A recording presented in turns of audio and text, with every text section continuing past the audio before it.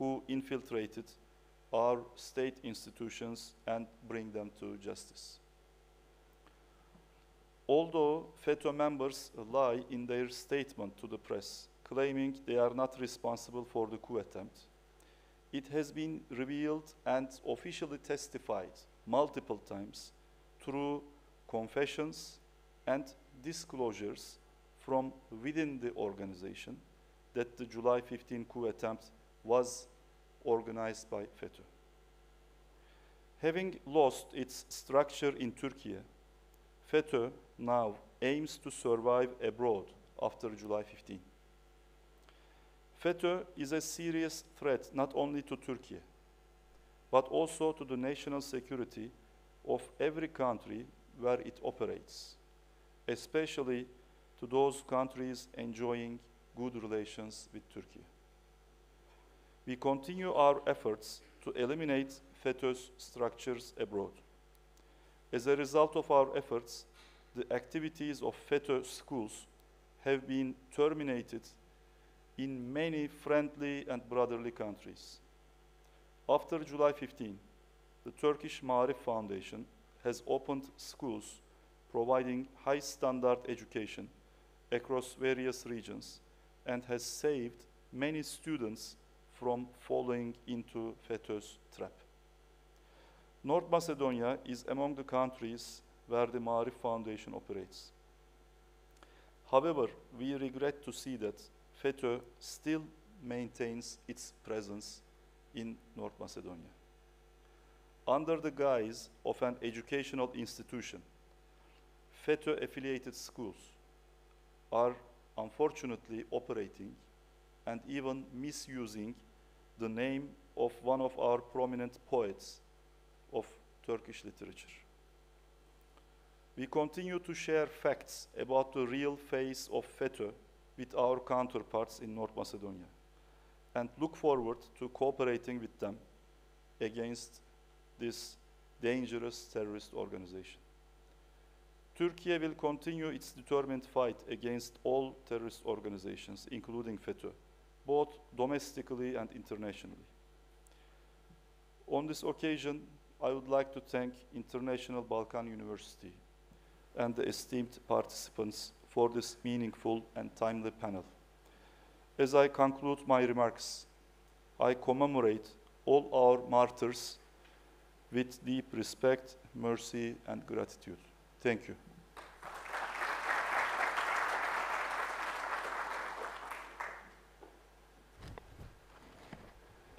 Honorable Ambassador, thank you for your insightful remarks. It is now time to continue with our panel discussion. First of all, I would like to invite the moderator of today's panel discussion, Professor Dr. Kira Sharlamanov, to take his seat on stage.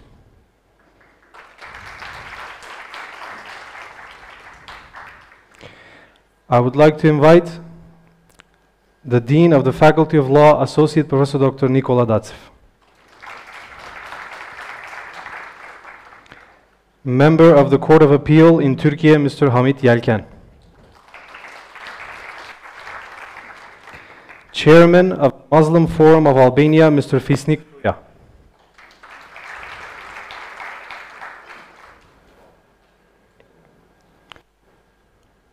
And Professor Dr. Süleyman Baki.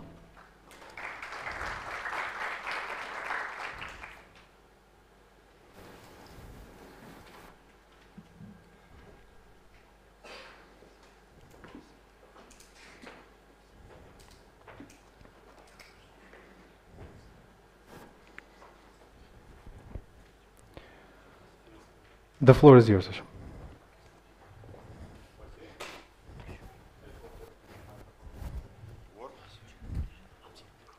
So, first of all, I would like to welcome all the dear members of the audience that we have here and estimate guests. As it was already mentioned that today we are going to have a panel discussion regarding one very important topic, one topic that actually it determined actually that what kind of development do we have here in the Balkans, not just Turkey, because we all know that Turkey is one of the most influential countries basically here at in the Balkans, but in general it is having a huge and important role in the world politics even, if you want.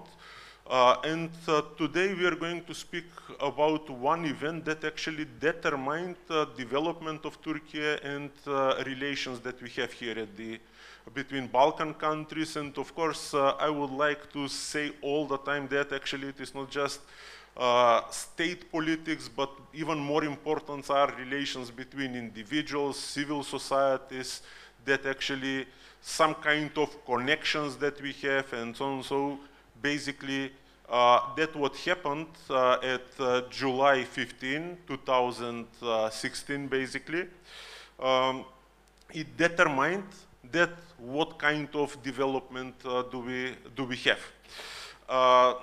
Here with us, we are having four intellectuals that actually are going to share with us their opinion regarding that event. It's important thing actually to share opinions, to have some kind of reflection, even something that is characteristic of contemporary society basically is that kind of reflectiveness. So to think about especially important issues that are happening, that are determining, that in the life of individuals, even not just states, you have some kind of key events that actually are determining what kind of development path we are going to have. So today actually it is the day to discuss about that a little bit. We are having here people, intellectuals that are having different specializations, but that are in one or another way going to show us, that are going to reflect over specific aspects of that event, that coup attempt, terroristic, let's say, event that happened, and that we are happy that actually it was unsuccessful. And of course, all those intellectuals are coming from different Balkan countries, so basically they are going to speak a little bit about countries in which they are living and what kind of efforts they are doing in fight against veto that we have, that we need even maybe to put a little bit more attention about and so on.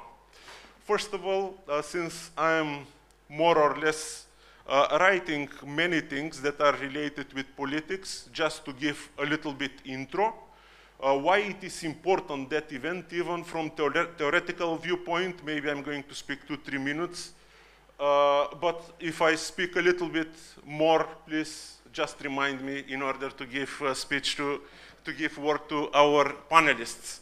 So why democracy? Because it's democracy and cooperation basically in the Balkan countries. Why it is so important?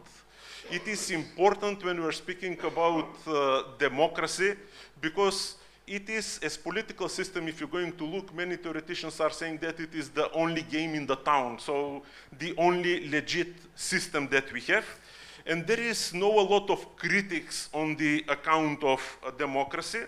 Some theoreticians, as Jeffrey Alexander, for example, it is saying that it is becoming almost, let's say, civil religion. So that how God is treated in religion, that is how we are treating in social sciences, even democracy.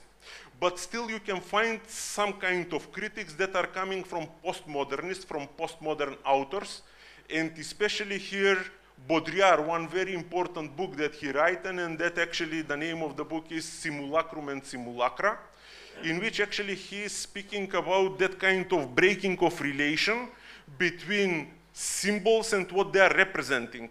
It is a little bit broader concept, and after that he is applying in many different fields. One field, it is consumerism, another is commercialization, especially of media, and third field that is also important, it is democracy. So basically, it means that there is, because when we're speaking about contemporary society, we are speaking more or less about representative democracy, so basically ordinary people that are electing their representatives in the institutions, in the parliament and so on. But what is happening if you have less and less people that are voting? can we still say that actually those people in parliament are representing interest of the ordinary people? So that is one of the critics. And how it is related with the event that happened in Turkey in 2016. Because if you're saying that there is less people that are ready to participate, at that night at Turkey actually, it became clear that when it is coming to something that really matter, that is importance of the democracy itself, you have people that are ready to fight for democracy and to fight for choice that they made on the free elections. And we are speaking even about something more than this, fighting for the political leaders and political parties and programs that they selected on the free election. So from here actually it is importance of that event even from the theoretical viewpoint. Especially if you are speaking, if you are analyzing, for example, political culture. There is two legendary references here, Gabriel Olmont and Sidney Verba, that are speaking about political culture. They are speaking more or less about three types of activities. Voting, giving part of your free time, basically volunteering in the campaigns of political parties, and the third one, it is giving financial contributions. But that what we had at that moment in Turkey, basically, it is speaking about something that is even more, and that is people that are ready to sacrifice even their lives for democracy and democratic choice that they made on election. So that is one short intro. I can speak many things, many aspects, but I think that we need to give a word to our panelists. I'm going to give word to our guest from Tetovo University, Süleyman Baki. So, Professor Baki, can you just share with us your thoughts, your reflection on the event that happened, that coup attempt that happened in 2016?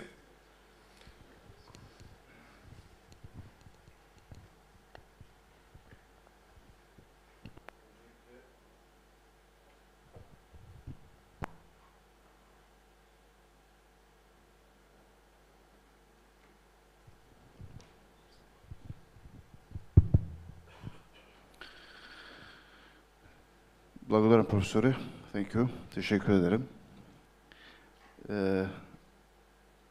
Аз на турски ќе говорам. Говорот ќе ми биде на турски. Значи почнуваме. Нема да одиме со редоследот, нели? Да. Öncelikle başta Sayın Büyükelçimizi hürmetle, saygılı selamlıyorum. Değerli rektörümüz, ev sahipliği yapan Profesör Doktor Lütfü Sunar Bey'i, değerli milletvekilimizi ve buna ev sahipliği yapan,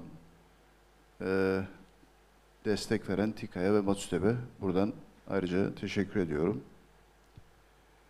Malumunuz yıllardır yerel unsurlar olarak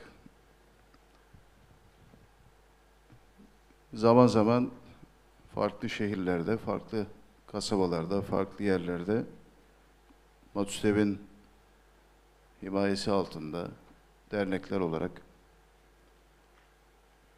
medya kuruluşları olarak farklı toplantılar, farklı anma törenleri gerçekleştirildi. Birçoğunda Büyükelçiliğimizin koordinesinde, hatta ilk gece 15 Temmuz gecesinde yine Büyükelçiliğimizin önünde bütün dil, din, ırk ayrımı yapmadan Makedonya vatandaşları bu desteği sundular. Ondan sonra da devam ettiler. Bu vesileyle hepsine ayrıca teşekkür etmek istiyorum.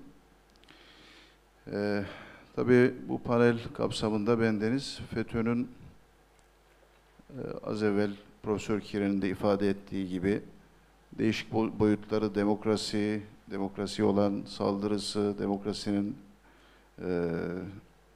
özgür seçim haklarının vesaire, o boyutları değerli katılımcılar dile getirecekler ama FETÖ'nün, hain terör örgütü FETÖ'nün, başta Makedonya olmak üzere bütün Balkanlardaki ihaneti, saldırıları, din, STK, eğitim, iş dünyası, ticaret, siyaset alanında nasıl kılcal damarlarına kadar sisteme dahil olmaya olduklarını kısaca ana hatlarıyla değinmek isterim. Ne gibi zarar verdiklerini buna değinmek isterim. İnşallah tercüme kısmı gelirse, yansırsa daha müstefit olacağız diye düşünüyorum. Velev ki çoğunluk bundan haberdar. Önce şunu ifade edeyim, kıymetli dostlar. FETÖ'nün, hain terör örgütünün hakim olduğu alanları birkaç noktada toplamak mümkün, özetle. Birincisi, eğitim alanında, ki bu başlığın altında kolejler, kurslar, dershaneler, yurtlar, daha farklı şekilde, yani bu başlık altında bunları değerlendirmek gerekiyor. Bu söylediğim hususlar sadece Makedonya'ya has değil. Bütün ülkede, bütün Balkanlarda, bölgede ve diğer ülkelerde de bu geçerli. İkinci bir etki alanı kültür başlığı altında dernekler ve vakıfları burada değerlendirmek mümkün. Farklı isimlerde, farklı alanlarda derneklerin ve vakıfların kurulduğunu bizatihi gördük. Hem Makedonya'da hem diğer yerlerde. Birazdan ülkeler bazında onun detaylarına işaret edeceğim. Üçüncü bir husus, ticaret. Yani eğitim başta, kültür, akabinde de ticaret. Bu işin en ticari anlamda esnaf ayağıyla başlayarak yukarıya doğru iş adamları ve şirketler bazında bir tahakküm, bir hakimiyet kurduklarını ve kurmaya çalıştıklarını gördük ve bunun da üzülerek ifade etmem gerekiyor. Bu devam ediyor. Bir dördüncüsü, siyaset alanında, başta bürokraside, milletvekili, bakanlar, devlet kurumları, her alanda, yargıda, ister ülkemizde, ister diğer bölge ülkelerinde ne kadar nüfuz ettiklerini, edebildiklerini görmek mümkün. Bir diğer husus, basın. Yani bir diğer alan, basında da güçlü olduklarını, yani sızdıklarını, kendi zehirli fikirlerini basın yoluyla da, bazen gazete, bazen bir web site, bazen bir farklı dergi vesaire gibi bu 5 başlıkta, yani eğitim, kültür, ticaret, siyaset, basın, hepsinin de içinde, bu 5'inin de içinde karşımıza bir hamur, din kisvesi altında, yani din istismarıyla bunu gerçekleştirmeye çalıştırdıklarını gördük. Malumunuz bu terör örgütünün ve müntesiplerinin, mensuplarının ana bir karakteri varsa o da takiye. Yani kendilerini kamufle etme noktasında başarılı olduklarını yıllar boyunca bunu görebildik. Kuzey Makedonya'da, Bosna'da, Kosova'da, efendime söyleyeyim Arnavutluk'ta, bu anlamda Karadağ'da kısmen örgütün ta 90'lı yıllardan itibaren bağımsızlığını kazanmış, yani Yugoslavya'dan ayrılan bu ülkelerde, bu cumhuriyetlerde FETÖ terör örgütünün değişik vesilelerle, değişik aparatlarla ülkelere sirayet ettiğini görüyoruz. Örnek olsun diye söylüyorum. Makedonya zaman diye 90'lı yılların ortalarında Üsküp'te ofis açtılar. Yayın hayatına başladılar. Akabinde ünlü şairimiz Yahya Kemal Beyatlı'nın ismini de istismar ederek bu isimde bir kolej açtılar. Ve bugün bile hala bu konuda sözde eğitim kendi ifadeleriyle altın nesil Golden Age yetiştirme noktasında hala bu topraklarda insanların zihnini, beynini zehirlemeye devam ediyorlar. Farklı vakıflar, farklı dernekler vakit darlığından dolayı kısaca devam ediyorum.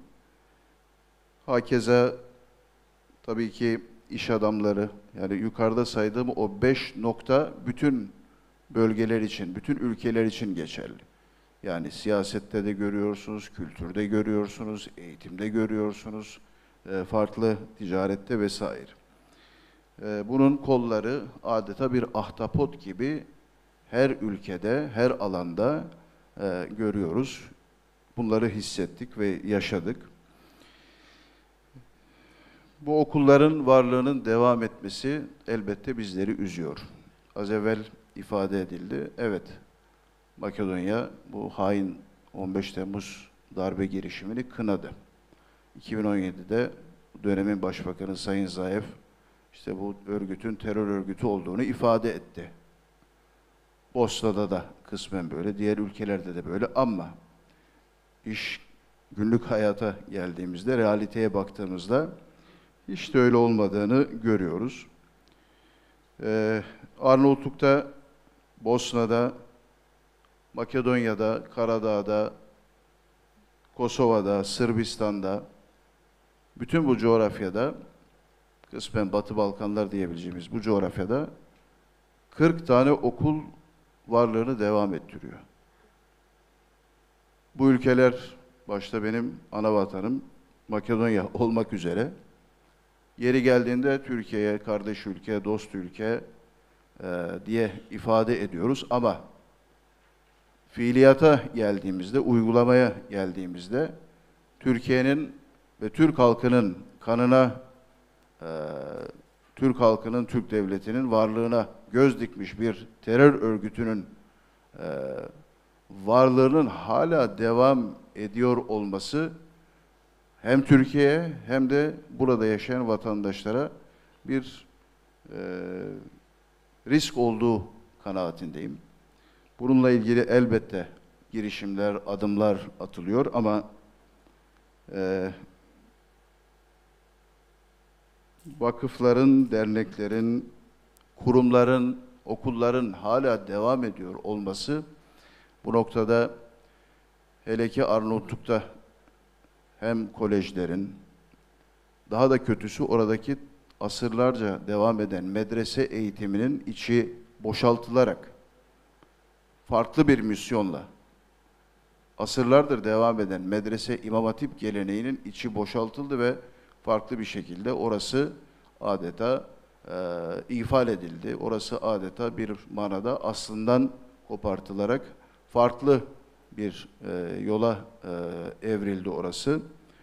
Arnavutluk İslam Birliği, onların ifadesiyle Komüniteti Müslüman, Müslüman Birliği'nin hala FETÖ yanlısı ekibin tahakkümünde, idaresinde olduğunu da bu şekilde belirtmek gerekiyor. Kosova'daki Mehmet Akif Ersoy, Arnavutluk'taki Turgut Özal isimleri dikkatimizi çekiyor demek. İsimler çok cazip. Yani farklı isimler değil, hep bu toplumun, bu coğrafyanın bildiği, tanıdığı ve önem verdiği isimler karşımıza çıkıyor. Bu noktada hem Makedonya'da yaşayan Türk toplumu, buradaki vatandaşlar, diğer etnik Arnavut, Boşnak, Makedon el birliğiyle bu örgütün bu faaliyetlerinin ne kadar riskli olduğunun farkına varmak gerekiyor. Az evvel Sayın Büyükelçimiz de ifade etti. Marif okullarının açılması hem Makedonya'da hem bölgede gerçekten önem arz ediyor. Bunların desteklenmesi ve daha da artırılması gerekiyor. Bosna Hersek'te hakeza Bosna Sema Vakfı adı altında hem okullar, hem kurslar, hem üniversite, Burç Üniversitesi. Arnavutluk'ta 2 tane üniversiteleri devam ediyor. Bunları niye söylüyoruz? Bunlar birçoğumuzun bildiği hususlar belki ama bunlar devam ediyor. Okullar devam ediyor. Belki 17-25 Aralık öncesine kadar bir nasıl diyeyim yani farklı yani Türkiye okulu, Türkiye yanlısı gibi görünüyor olsalar da o tarihten sonra hele ki 15 Temmuz 2016'dan sonra artık bu örgütün sözde eğitim, sözde kültür, sözde Türkiye yanlısı gibi görüntüsünün hiç de öyle olmadığını, tamamen bir aparat olduğunu az evvel Sayın Büyükelçimiz de ifade ettiler. Birilerinin bir kolu gibi çalıştıklarını görüyoruz. Bunları tabii bizatihi yaşayan bir kişi olarak söylüyorum. Yıllardır ister dini alanda, ister sivil toplum alanında çalışmalar yürüten bir kişi, sadece ben değil, arkadaşlarım, birçoğu burada zaten. Yaptığımız çalışmalarda elbette bunun sıkıntılarını yaşadık, yaşıyoruz. Gördük, tehditler alındı. Çok şükür bugüne kadar biz bildiğimiz yoldan ayrılmadık. Çalışmalarımıza devam ettik. Bundan sonra da devam edeceğiz. Mahkeme süreçleri yaşayan kurumlar oldu. Farklı basın organları mahkemeye verildi. Çok şükür onlar kazanıldı. Bazı kişiler de bu noktada mücadelesini verdiler. Mahkemeyi kazandılar. Elbette bu tehlikenin farkına varmak gerekiyor. Tabii detaylar olabilir. Bu anlamda farklı bilgiler de söz konusu olabilir. Ben sonuç itibariyle şöyle tamamlamak istiyorum. Balkan ülkelerinin çoğunluğu FETÖ terör örgütünün Türkiye Cumhuriyeti Devleti'ne ve Cumhurbaşkanı'na karşı giriştiği hain darbe girişiminin vehametinin farkında değil. Birçok ülke, birçok devlet. Yani bunların yapmış olduğu bu darbe girişimini ve yıllardır ihanetini bir nevi bu sıkıntının, bu terörist yapının, bu girişimin hala ne kadar tehlikeli olduğunu ve bunun vahim olduğunun farkında değil birçok ülke ve birçok yönetici. İkinci bir husus, FETÖ terör örgütüyle ilgili Balkan devletlerinin neredeyse tamamına yakınının tutumu maalesef çok da samimi değil ve mantıklı da değildir kanaatimce. Diğer bir husus, FETÖ terör örgütünün hain planlarının sadece Türkiye ile alakalı olduğu zannı var. Hiç de öyle olmadı. Bunu Kazakistan'da, Türkiye Cumhuriyetlerinde, farklı coğrafyalarda görüyoruz. Bunun global bir terör örgütü olduğunun farkına varmak gerekiyor. Diğer bir husus, FETÖ iltisaklı eğitim, yani kolejler, kurslar, vakıflar, yurtlar vesaire. Bunlar hala bölgede, Balkanlarda varlıklarını devam ettiriyor. Bu da endişe vericidir, rahatsızlık vericidir ve bunların elbette tedbirlerinin alınması gerekiyor. Bir diğer husus, Balkan ülkeleri bu örgütün bir gün kendilerine de zarar verebileceğini, vereceklerinin farkında olmaları gerekiyor. İş işten geçmeden bunu da belirtmek gerekiyor. Son olarak, Batı ve Balkan devletleri diğer terör örgütlerine karşı gösterdikleri sert ve mantıklı tutumlarını maalesef FETÖ terör örgütüne karşı aynı tavrı sergilememektedirler. Bunu da burada belirtmek istiyorum. Bir kez daha 15 Temmuz şehitlerini rahmetle, gazilerini saygıyla, minnetle yad ediyor. Makedonya'nın Üsküp'ün 15 Temmuz'la ilgili ayrı bir yakınlığı var. O gece şehit olan Abdullah Tayyip Olçok, Üsküplü bir ailenin evladıydı. Babası Erol Olçok, Üsküp damadıydı. Dolayısıyla işin bir diğer Rumeli Üsküp boyutu da burada dikkatimizi çekiyor. Hem babası Erol Bey'e hem Abdullah kardeşimize ve bütün şehitlere buradan rahmet diliyor. Bunu tertip eden değerli başta rektörümüz, büyükelçimiz Tika ve Matüsteb'e ayrıca şükranlarımı sunuyorum. Değerli katılımcılara başarılar diliyorum. Teşekkür ederim.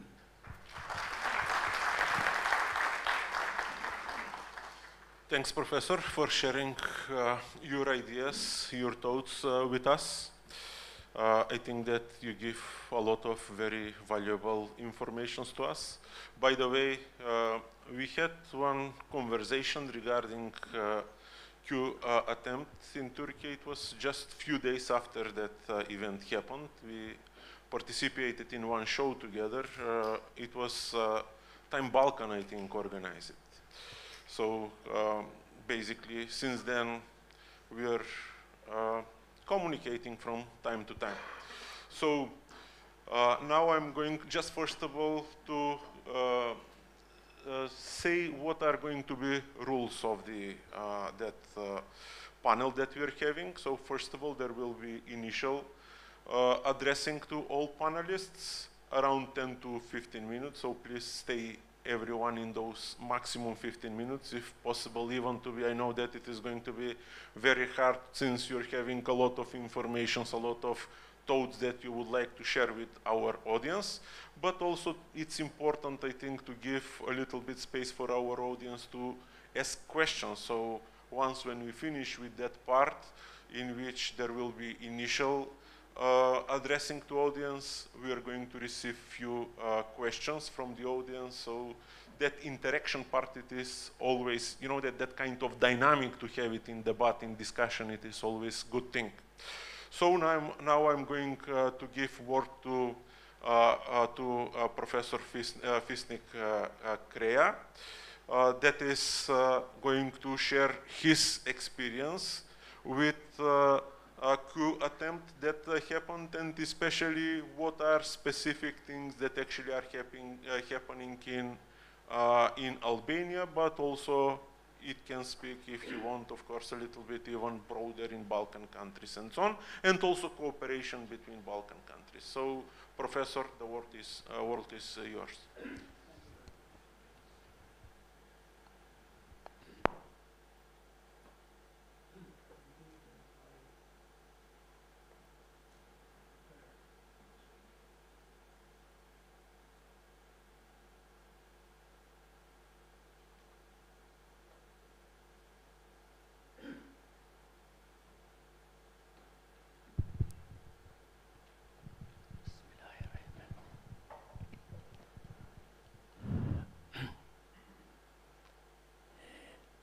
Dear participants, dear friends, indeed I have prepared a short speech about the FEDO organization and the problems with this organization in Albania. It is a misfortune that FEDO, an organization with occult methods, which produces individuals who blindly execute the orders of the Dawn, has stretched its tentacles all over the world. These poison tentacles have widely spread, even in Albania. The warnings of the President Recep Tayyip Erdogan that these tentacles pose a threat for Turkey as well for every other country must be taken very seriously, even from the highest state institutions in Albania. For years, a considerable number of individuals trained in the Gulenist colleges and university systems own businesses and are infiltrated in state institutions, media groups, and others in Albania, making it, Albania, the Balkan country where they are most present. FETO's most significant example of success in Albania is the usurpation through the coup d'etat means of the General Council and the headship of the Muslim community of Albania, including its educational institutions such as madrasas, Badr University, etc., openly violating the basic statutes of this institution. It is worth noting that for the first time in the history of Albanian state, most of the Muslims are ruled by a group with the characteristics of an occult sect. There is no doubt that this situation has justifiably caused disturbance for religious believers and deserves special attention by the Albanian state, which has been very sensitive regarding the preservation of religious balance in the country. The Muslim Forum of Albania, which I present there, has been committed for years in objecting the activity of the FETO organization.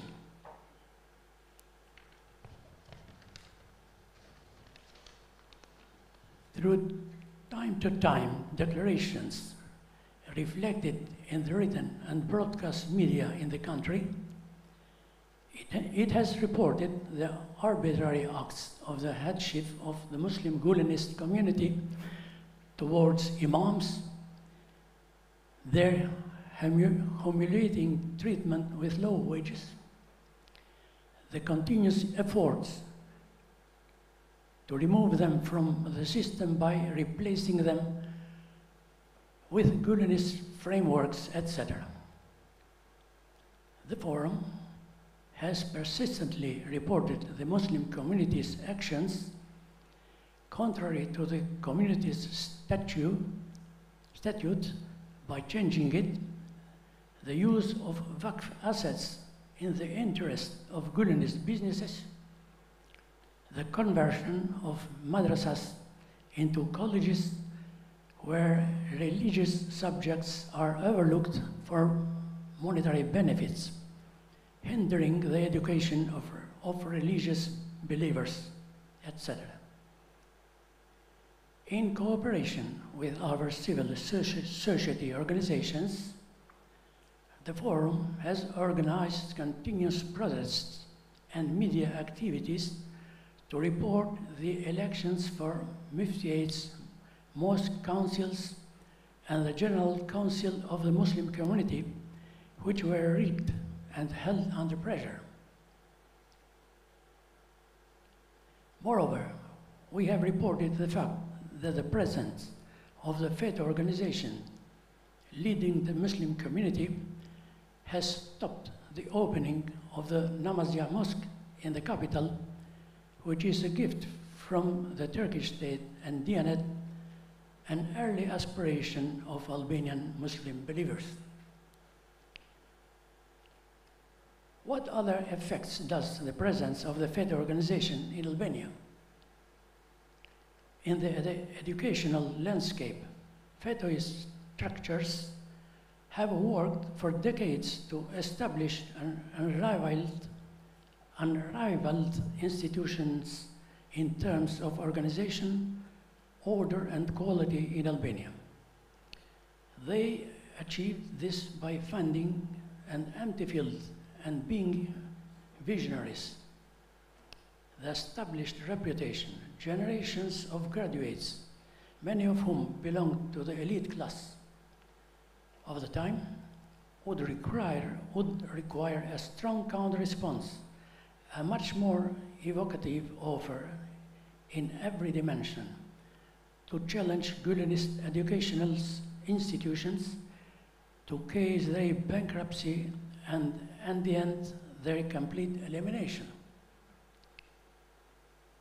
In the media landscape, this organization has been very meticulous by recruiting written and broadcast media journalists who portray it as a peaceful, tolerant, and very positive group for Albanian society.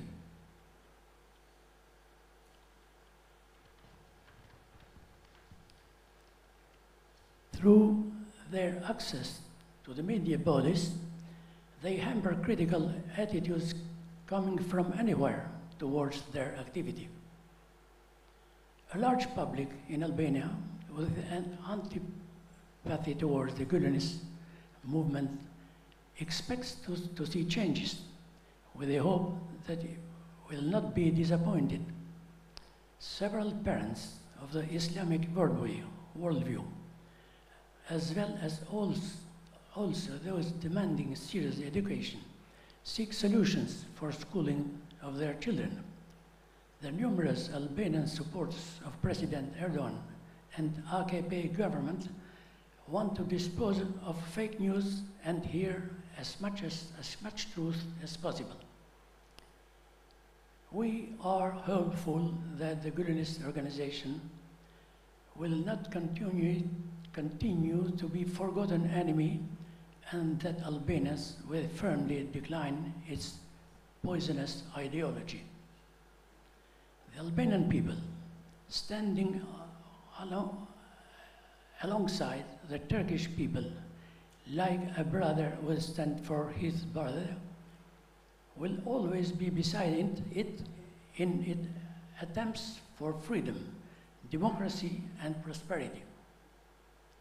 As a civil society organization in Albania, we strongly condemn the attempt for a coup d'etat that the federalist terrorist organization organized on July 15 in Turkey, a country that is a friend and brother to Albania. We emphasize that federalist terrorist organization, which undertook this vile attempt to eradicate the constitutional democratic order by using weapons and violence, poses a threat to every country where it is located. We emphasize that we stand by Turkey and the Turkish brother people for the elimination of this terrorist organization in every part of the world, including Albania. We take this opportunity to pray to God for the peaceful rest of the martyrs of democracy who lost their lives during FETA's treacherous attempt for a coup d'etat, and to express our gratitude to the veterans of the movement for democracy protection. Thank you for your attention.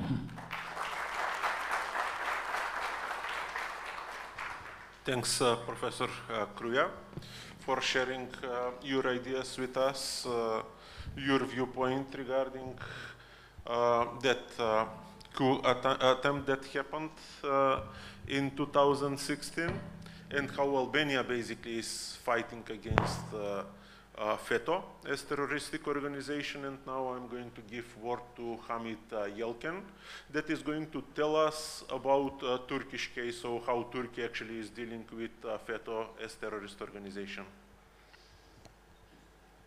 Thank you so much. Thank you so much. If you don't mind, I want to use this desk.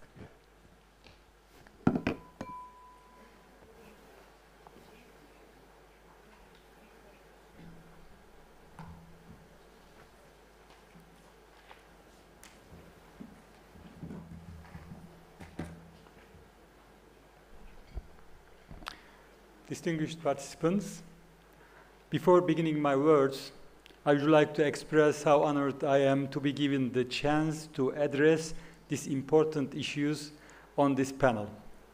And I would also like to take this opportunity to thank Honorable Rector Mr. Lütfi Sunar for inviting me to International Balkan University. Let me give me greetings in Turkish too. Saygıdeğer konuklar, kıymetli Büyükelçimiz Sayın Fatih Ulusoy, eski Anayasa Mahkemesi, Makedonya Anayasa Mahkemesi Başkanı, Makedonya Parlamento üyesi ve en önemlisi de çok kıymetli abim Sayın Salih Murat, çok kıymetli rektörüm Lütfi Sunar Bey, çok kıymetli Türkiye'deki temsilciliklerimizin buradaki önemli temsilcileri, saygıdeğer hanımefendiler, beyefendiler ve sevgili öğrencilerimizi de saygıyla selamlıyorum. Burada kendimi evimde hissettiğimi tekrar vurgulamak istiyorum. Sunumuma İngilizce devam edeceğim izninizle. I aim in my speech today to give you a constitutional perspective on the coup attempt of July 15. The coup attempt for sure could be taken into consideration from political, economic, social, and many other perspectives. But when the issue is undemocratic intervention towards a government, it becomes beyond doubt that this issue should be taken into consideration from a constitutional perspective. When the constitutional perspective on the July 15 coup attempt is mentioned, the first thing that comes to mind is the perspective of the Turkish Constitutional Court. Therefore, in my speech, I will try to frame the matter through a judgment of the Turkish Constitutional Court named Aydın Yavuz and others, which is one of many judgments of the court regarding the matter, but was chosen in this speech due to its capability of summarizing and reflecting the court's general approach towards the subject.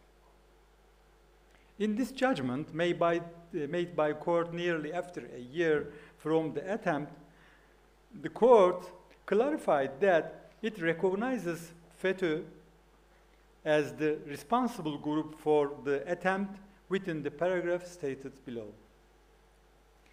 The investigations initiated by the authorities following the coup attempt, the statements of the suspects and witnesses, the material facts and pre-coup attempt investigations on the FETÖ-PDY, when considered as a whole, indicated that the public authorities' assessment as the FETÖ-PDY being the plotter of the coup attempt has sufficient factual basis. As a matter of fact, as stated in the reports of international organizations, these findings of the relevant authorities are accepted by a vast majority of Turkish society. The court then began to underline the coup attempt's means and its primary targets as follows. Those behind the coup attempt attacked the nation, the legitimate government, the parliament which represents the nation's will of governing themselves, the media outlets which are indispensable elements of democracy, and security forces acting in accordance with the orders and instructions of the legitimate democratic authority. During the attack, they used war arms such as fighter jets, helicopters, vessels, tanks, and heavy weapons which were entrusted to them for protecting the very people they attacked. This barbaric attempt left behind more than 250 deaths and thousands of injured. The coup attempt aimed at overthrowing the constitutional order was prevented by the decisive resistance of legitimate elements of the democratic society.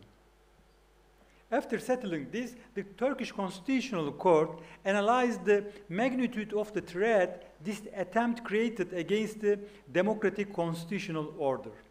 Within this perspective, the court underlined that it is not sufficient to take into consideration the damage caused by this prevented attempt alone. In addition to this, the risks that might have occurred if the coup attempt hadn't been prevented in a short time must also be assessed. According to this, if the nation that is the owner of the sovereignty and elements of the democratic constitutional order hadn't prevented the coup attempt in a short time by their decisive resistance, they would either have accepted the absolute sovereignty of a group of overbearing rebels and surrendered to their will, which is not subject to a democratic supervision. Or they would have continued their resistance. The first possibility would have resulted in the death of nation democratically. The latter would have led to the prolongation of the clashes as well as their becoming widespread, thereby leading to as imminent, serious, and explicit threat the emergence of the risk of overthrowing the state authority, even the state completely. After establishing these factual determinations, the court moved forward to analyzing the matter through constitutional provisions. Within this frame, referring to Article 2 and Article 6 of the Constitution, as well as the general systematic of the Constitution itself, the court summarized the related constitutional architecture as stated below. As in civilized societies, the source of sovereignty will be the nation. The sovereignty will be exercised directly or indirectly by the organs authorized by the nation's will. The nation's will shall be exercised within a democratic order, and the sovereignty will be exercised by the authorities in compliance with the principles of democracy, being in the first place the principle of the state of law and respected for human rights.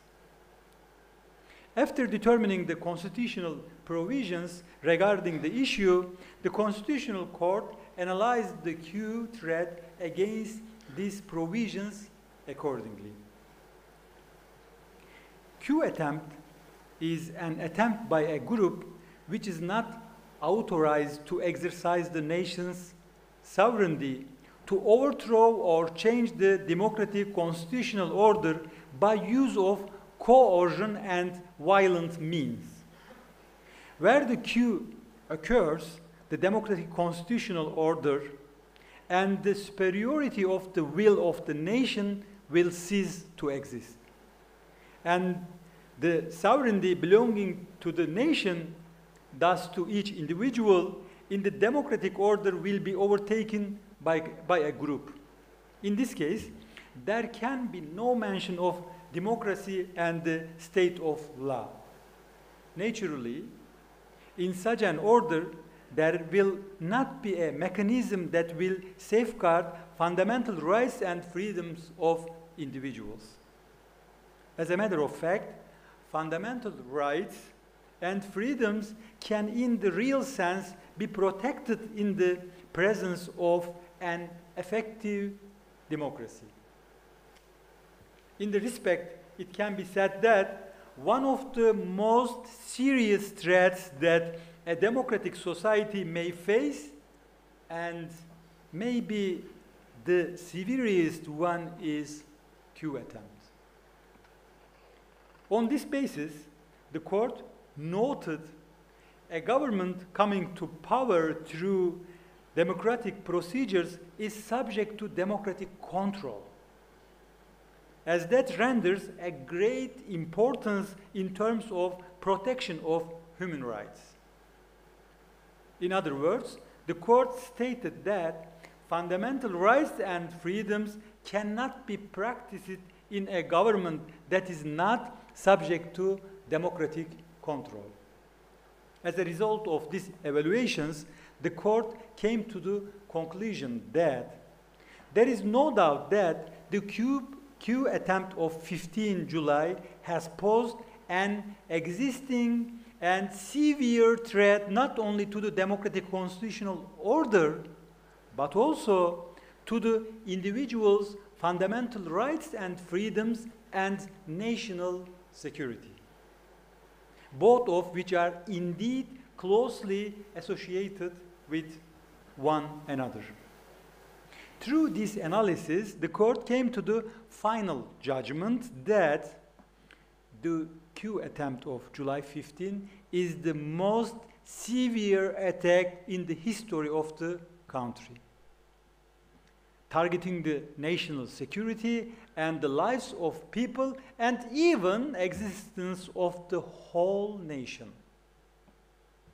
Although there had been other coups and attempted coups in the history of Turkey, the court has considered this attempt as the most severe attack on the national security due to the reasoning stated in detail in the judgment stated below. The FETÖ-PDY has been organized in all public institutions and organizations, notably the Turkish Armed Forces, security directorates, the judiciary, public institutions of education and religion, the political parties, trade and labor unions, non-governmental organizations, and business companies. It has national and international alliances. It has been operating in over 150 countries in many fields. It adopts a mentality attributing holinesses to the organization and to its actions without questioning. Its members act in full obedience and devotion to the organizational will. And it is made up of hierarchical and cell-type structure. It has been using confidential means of communication. It ultimately aims at taking control of the constitutional institutions of the state, redesigning the society and the individuals in line with its own ideology, and governing the country through an oligarchic rule. In conclusion, the judgment is remarkable in the sense that the Constitutional Court hasn't only provided a strong constitutional reasoning, but also analyzed the illegal organizational structure of FETÖ-PDY and its destructive effects on democratic society. Furthermore, the judgment stresses the obligation of the state to protect democratic values by highlighting the indispensable link between democratic government and fundamental human rights.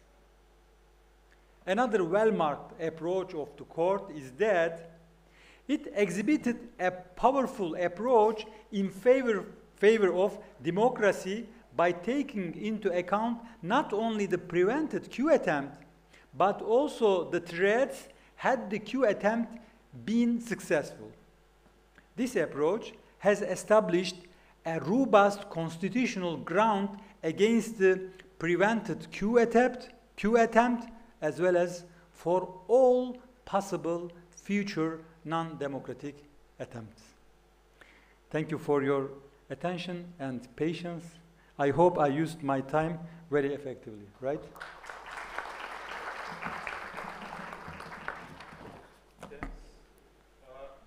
Balkan, I think that we have now a little bit more information regarding that entire case, how actually it was structured in Turkey's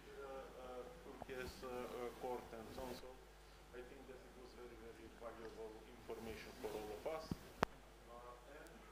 Now I'm going to give word to Professor to explain a little bit also from legal viewpoint the case, to say something about Macedonia cooperation. Thank you. Thank you, Professor Kira. Honorable Rector of IBU, Honorable Ambassador of Republic of Turkey in Macedonia, Honorable former President of the Constitutional Court, Honorable Mayors, guests, professors. It's my great honor to be participant in this panel with such eminent panelists to mark the Turkish Unity Day of the nation, and to commemorate and to show respect to those that have lost their lives while defeating the failed coup in 2016, and of course to mark the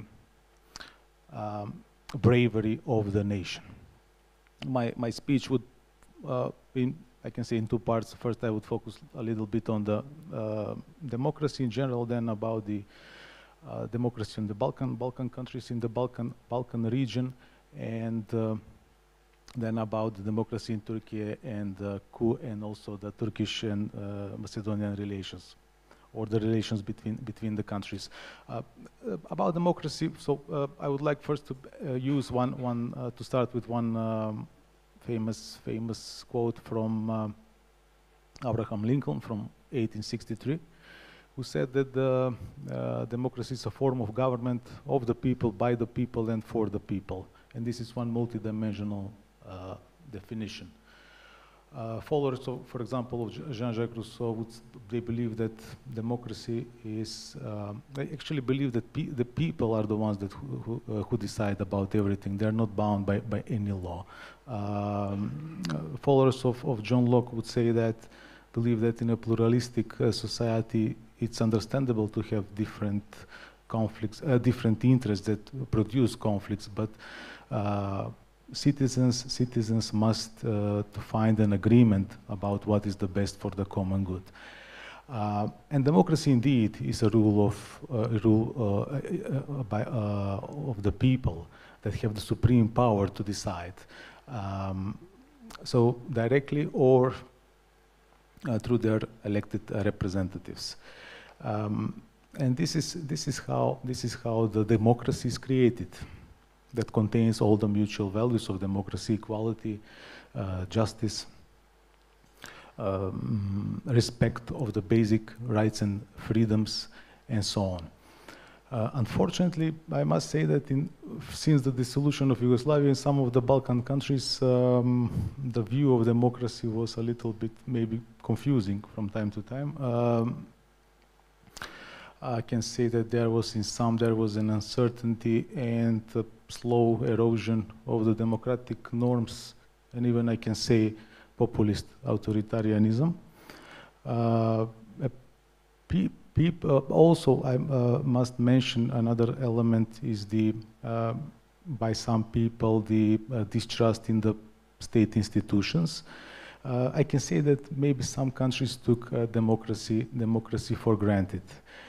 For example, human rights, some people think that human rights means that they can do whatever they want, but that's not the case. And for example, in this context, I can just, again, I can say one quote of Winston Churchill, for example, that democracy is the worst form of government.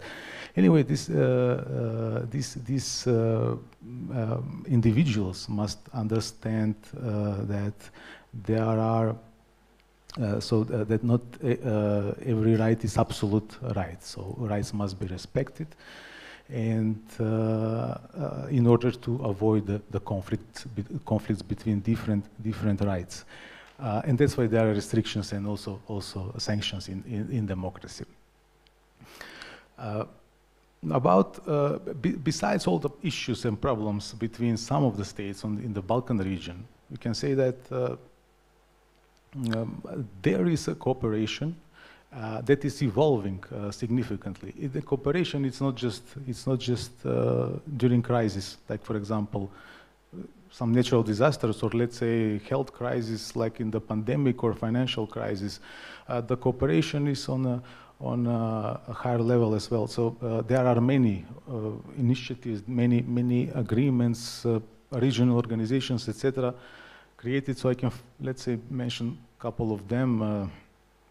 For example, the Southeast European Cooperative Initiative, which is for the financial cooperation and environmental cooperation between some Balkan countries. Also the Organizational Cooperation Council as well. Berlin Process, I must mention, from 2014, which was created to help in the support of the cooperation between the regional cooperation between the Balkan countries and EU integration specifically of the Western Balkan countries. So also a lot of agreements related to the conflict resolution, reconciliation, democracy, development, bilateral, multilateral agreements that were signed between some Balkan countries. We can just mention the areas as well in trade, security, infrastructure projects, tourist development, and energy, for example, energy partnership and so on. For example, in trade, I can just mention the Central European Fair Trade Agreement.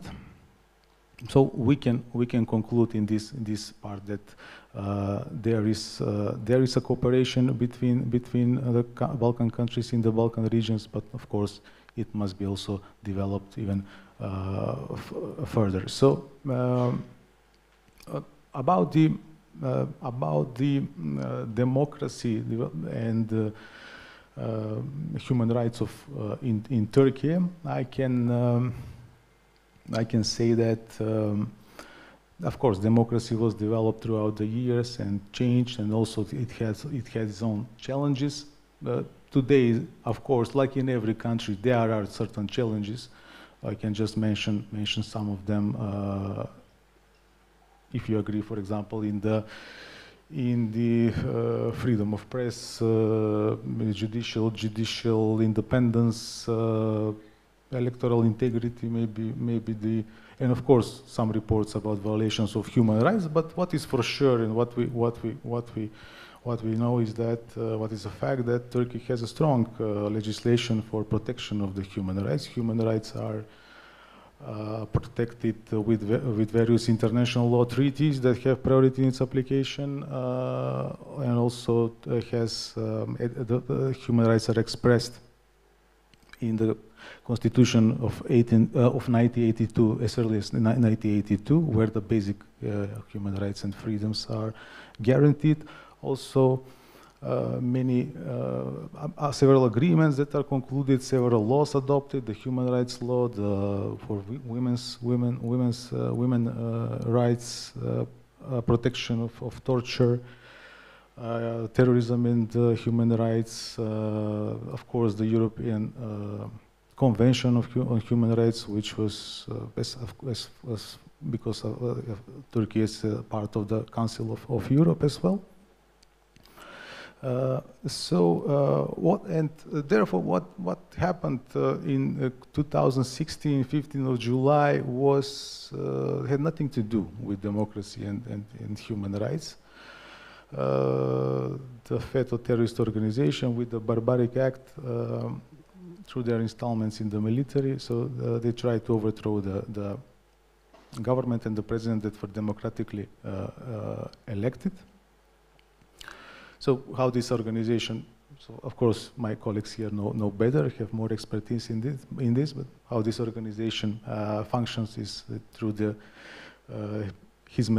movement, so creating parallel structures, so basically as a state within the state, creating parallel structures, parallel institutions that challenge the state, the authorities of the official institutions, and also trying to undermine the democratic processes in the country. So so this attempt for destabilization of the state fortunately failed, and the biggest reason was the people. That's why I have mentioned in the beginning people, the importance of people and the as rulers. So I mean those that lead the democracy. So people are the ones who basically protected the state, protected the democracy, and under the motto of President Recep Tayyip Erdogan, to guarding democracy. In this sense, I must also mention that there were consequences in Macedonia as well. There are certain operations by the FET organizations that were also previously mentioned. I must say that, of course, Macedonian authorities should be aware of their influence and should take the necessary measures.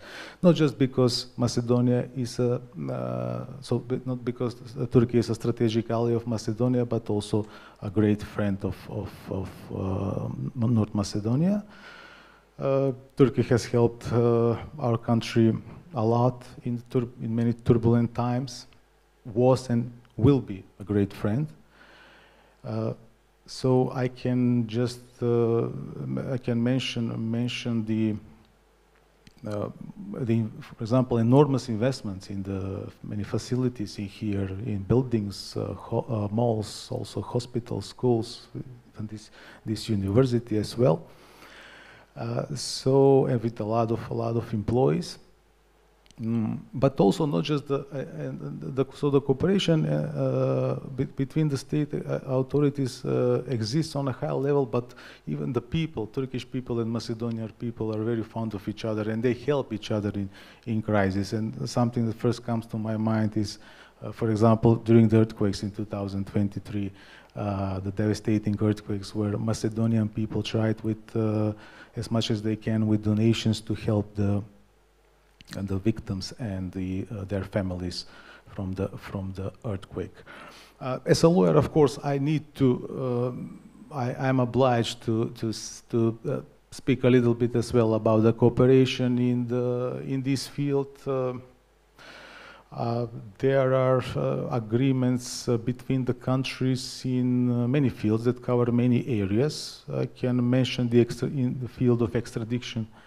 So there is an extradition treaty that was signed between the countries, which facilitates the transfer of individuals that are wanted for prosecution and or serving sentences for crimes committed in one country while residing in the other country. So the aim of this treaty is to combat transnational crime, and of course to ensure that the justice is served.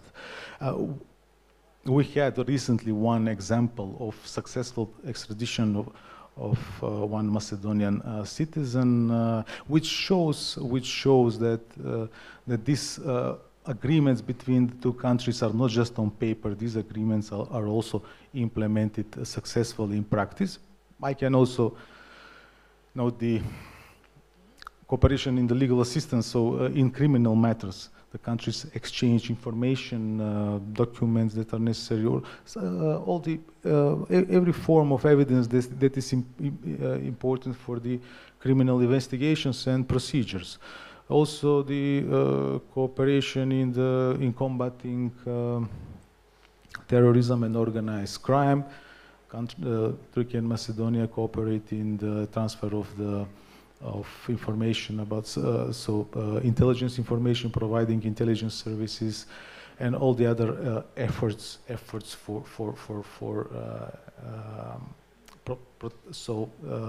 to combat these threats.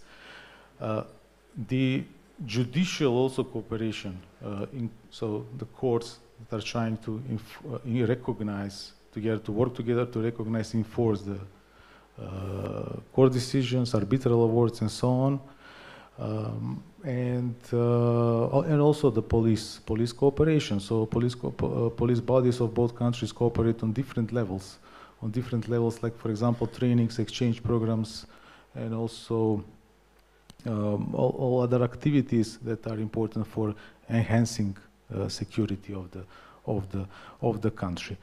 And to close, I would like to say that what is a fact is that Turkey has 100 years democracy, human rights that are protected, guaranteed by the constitution, and it's an economic power, economic force, besides all the obstacles. And this is also crucial mediator that provides rational solutions for many world misunderstandings, conflicts, and even wars between some countries. I would close with one. I really like one Latin saying that really came into force, I believe, on 15th of July, 2016. So it says, "Concordia patriam firmat," which means that unity strengthens the fatherland, the homeland. And the Turkish people showed in practice how this phrase is, in practice implemented by unity, defending its own country and own institutions.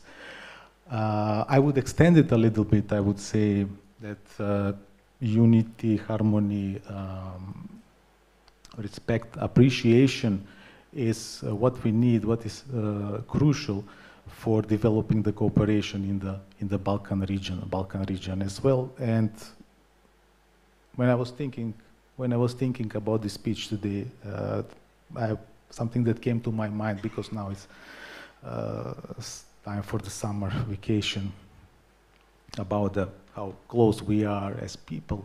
Firstly, as people, Macedonian and Turkish people. One curiosity I would like just to mention that impressed me. One Macedonian actor in one TV show, when he was asked where you will go on a summer holiday, he said, "I will go to Turkey. I go to Turkey every summer."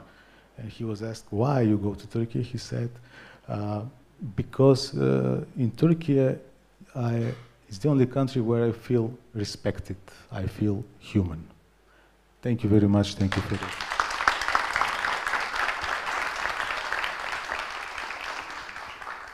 Okay, thanks, Professor Nikola Dacev, for your speech, for addressing the audience. I think that we have four inspirative speeches, four speeches that actually attracted the audience, and now it is coming the most important part of today's panel, and that is actually questions from the audience. When I have lectures, I am waiting for students actually to ask questions. I don't want to put pressure over audience, but if there is no questions, I'm not considering that my lecture was too much successful. But I think that actually today we had very good speeches and so on, and there will be a lot of questions. So now I'm opening floor for the questions. Do we have some questions? Do we have some questions? Questions?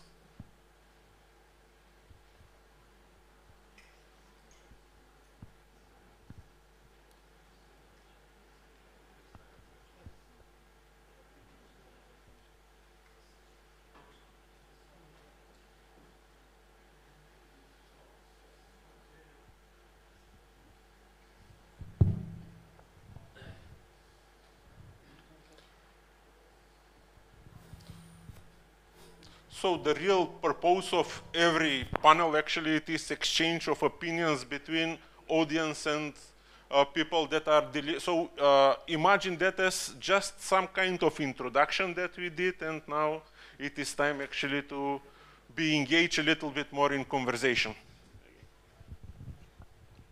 Okay, thank you very much for inviting me here to be today with you and to listen so important lectures from my point of view.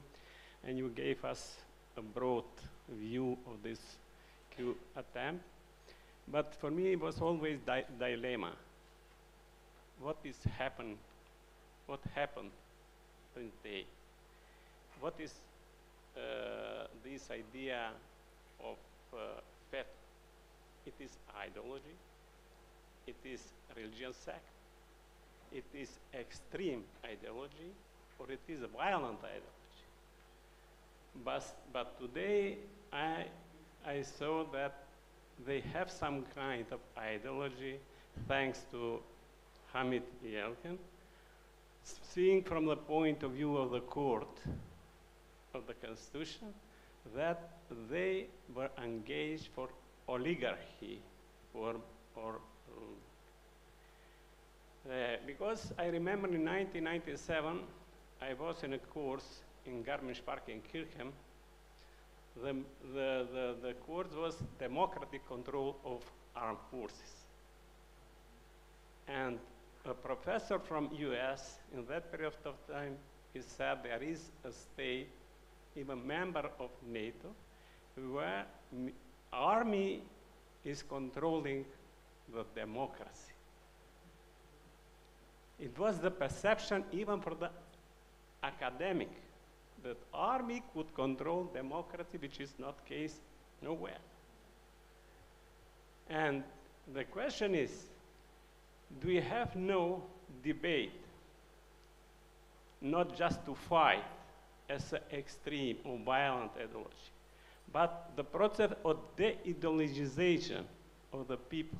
People to understand that oligarchy doesn't matter whether it is militocracy or it is oligarchy, business oligarchy or religion oligarchy. It's not better solution than democracy.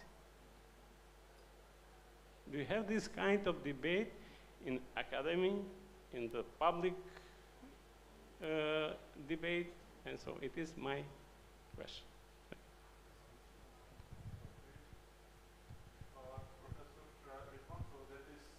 If you remember, I mentioned in the beginning that we had debate discussion with Professor Baki,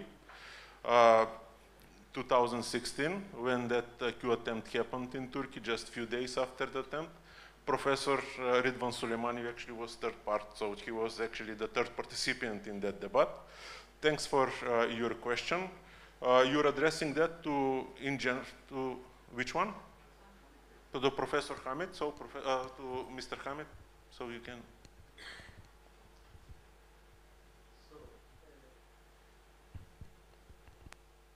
Is it working? Yes. So there are some debates on that, but the perspective of the Constitutional Court, we should understand this approach is so important, because the court said that they try to redesigning the society and the individuals in line with its own ideology, and governing the country through an oligarchic rule. I guess this is the, really one of the important part of this judgment, that to understand this movement correctly. Court really take our attention in an important maybe point. We should really stress that.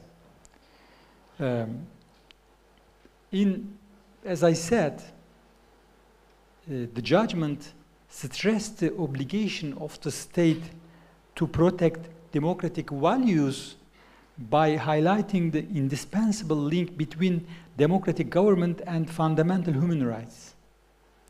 Which way? Let me try to that.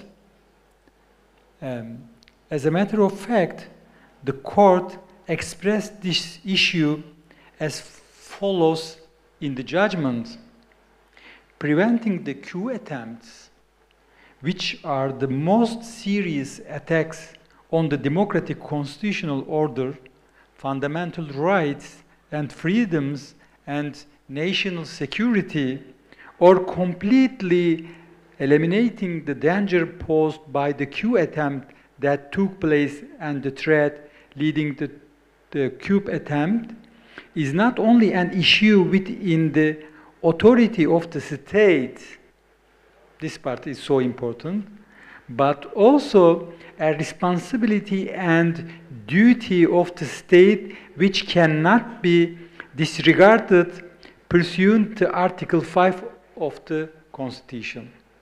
So, in this perspective, the Constitutional Court tried to say for the state, it's not just a rule or just, but also is duty of the state, which cannot be disregarded. This point, I think, it's so critical. Thank you so much. Thanks, Mr. Yelkin. So that is a very crucial question that is related actually with that, what is the democracy, how it is working, and can you intervene in democracy by using of violence? So using of violence in democracy by definition is excluded, and it is defined in political sciences, in sociology, as terrorism. So you can, that raise any kind of question in democratic society. You can debate, we can decide different things. Of course, when we're speaking about debate, important thing is to create public sphere in which actually everyone can participate, everyone can take place, everyone can raise different questions and so on.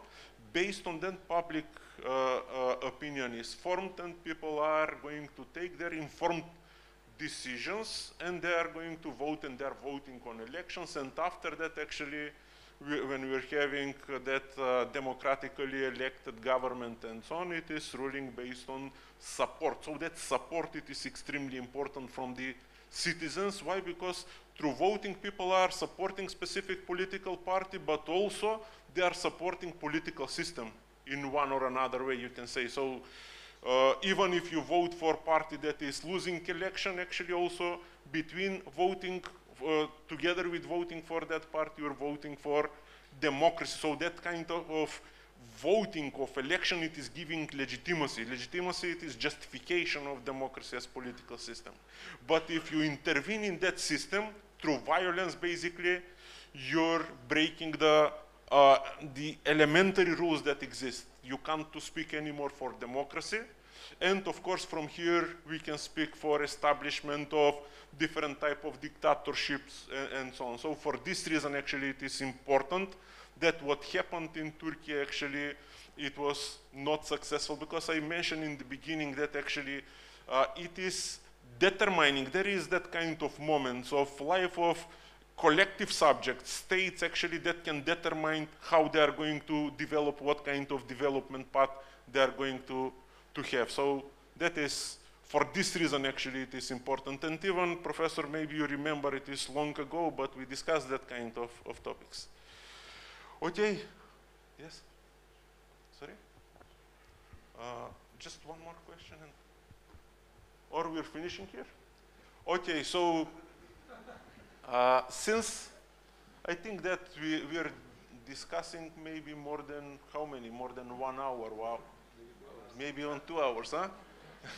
Okay, so since we're having, that I think that we had very good, very interesting debate, discussion regarding extremely important topic, and I think that all the time, even when I was, let's say, even student, I wanted to participate in that kind of activities that are, you can say, maybe even not that much formal and so on, but to share opinions, actually to build some kind of, let's say, positions, even to inform yourself, it is extremely important thing. So for this reason, I think that actually this event here also, it reflected what happened in Turkey in 2016. It informed us a little bit more, and it also, now we had opportunity to see what kind of, let's say, things are happening in Albania, in Turkey, in Macedonia, in entire Balkan, and how actually all those things are going in one in another direction, and how those things actually can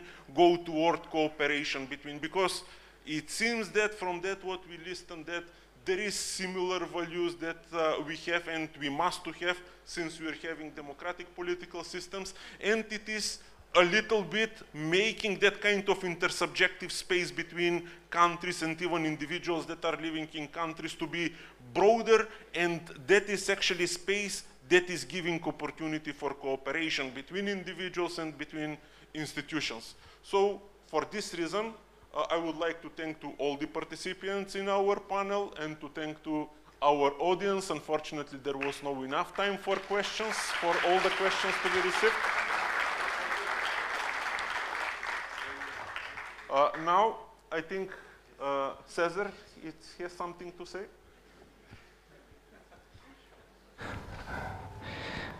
In the name of our entire audience, once again, we would like to thank all our panelists for their insightful discussion and profound remarks. Now, I would like to invite our rector to give some gifts of appreciation from our university to our panelists. Buyurun hocam.